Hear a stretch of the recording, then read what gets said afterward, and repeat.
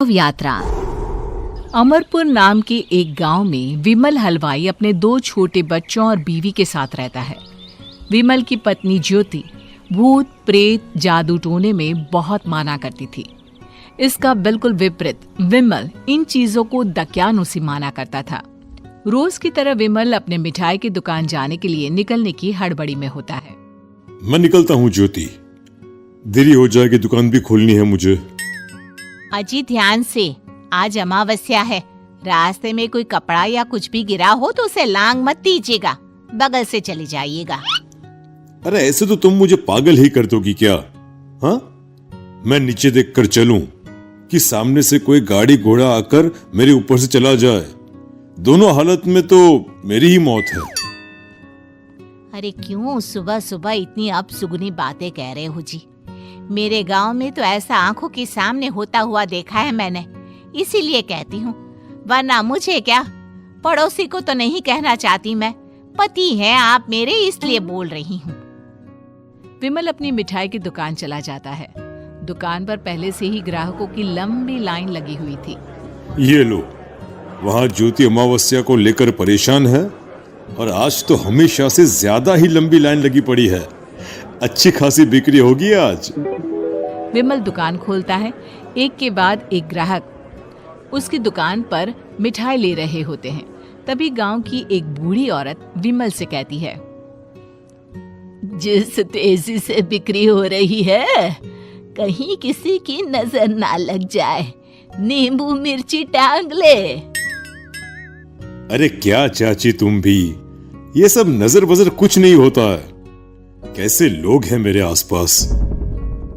अपनी दुकान से शाम को विमल हंसते कूदते वापस घर आता है। हाँ, आज तो अच्छी खासी बिक्री हुई है। एक महीने में जितनी बिक्री होती है, एक ही दिन में आज उतने पैसे कमा लिए मैंने। ये तो बहुत अच्छा हुआ जी, आज ही घर की नजर उतारी है मैंने। बिक्री तो अच्छी होनी ही थी। अच्छा, तुम खाना लगा दो, सारा माल बिक चुका है। मुझे शहर जाना होगा, कुछ चीजों की जरूरत पड़ेगी। रात भर मिठाई बनाऊंगा, तब जाकर कल सुबह दुकान खोल पाऊंगा।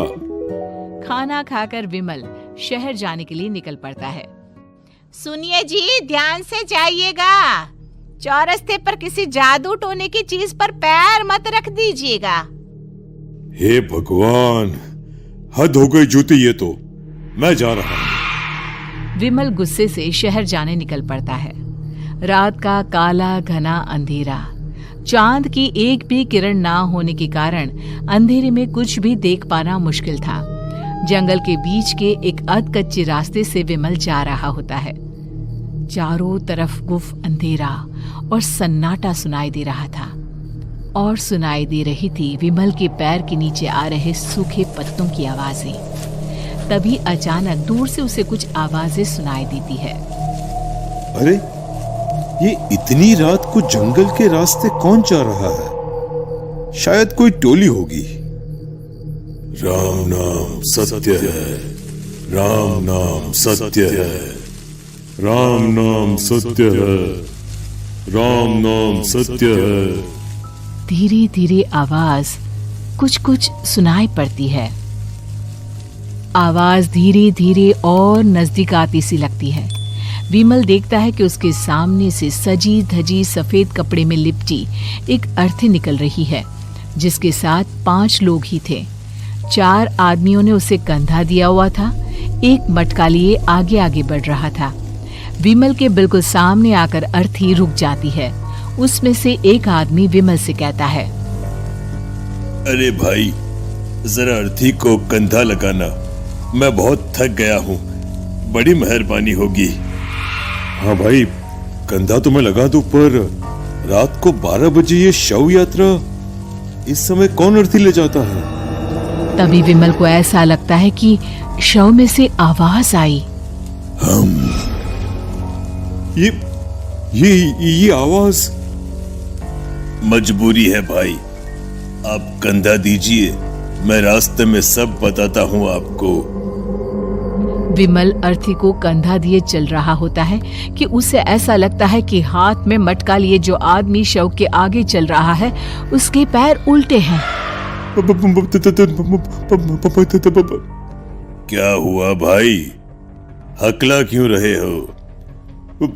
वो आपके साथी के पैर उल्टे। विमल अपनी बात पूरी भी नहीं कर पाता कि वो देखता है कि उस आदमी के पैर तो सीधे ही हैं। अरे नहीं, कुछ नहीं, मुझे शायद वहम हुआ होगा। धीरे धीरे सब आगे बढ़ रहे होते हैं। तब विमल को अचानक लगता है मटके में से एक हाथ बाहर आ रहा है। विमल घबरा जाता है। इसके पहले वो कुछ बोल पाता, कल्लू कहता है, मेरा नाम कल्लू है। हम 6 दोस्त थे, जिसमें से एक को तो तुम सोया हुआ देख रहे हो। इतनी पक्की दोस्ती थी कि जैसे हम सब सगे भाई हैं। पर किस्मत का कोई क्या कर सकता है। आज से 4 साल पहले एक नदी में हम सब नहाने गए थे, जिसमें डूबकर राजेश की मौत हो गई। किसी मजबूरी के कारण हमें उसकी अर्थी को रात को ही शमशान घाट ले जाना पड़ा। हम 5 उसे ले जा रहे थे। 4 साल पहले आप 5 में मैं कुछ समझा नहीं। मंकू अपनी गर्दन पीछे घुमाकर अपनी आंखें बड़ी बड़ी कर विमल से कहता है, अरे भाई, पूरी कहानी खत्म होने दो, फिर बीच में बोल लेना, ठीक है? तभी रास्ते में एक हादसे में अपने दोस्त के साथ हम सभी मर गए। वो सामने देखो, हमारा दोस्त।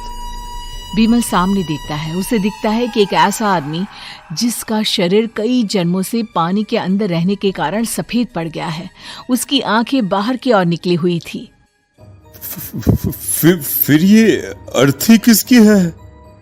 अर्थी के साथ के लोग अर्थी को नीचे रखते हुए एक साथ विमल की ओर देखते हुए कहते हैं, तुम खुद ही देख लो।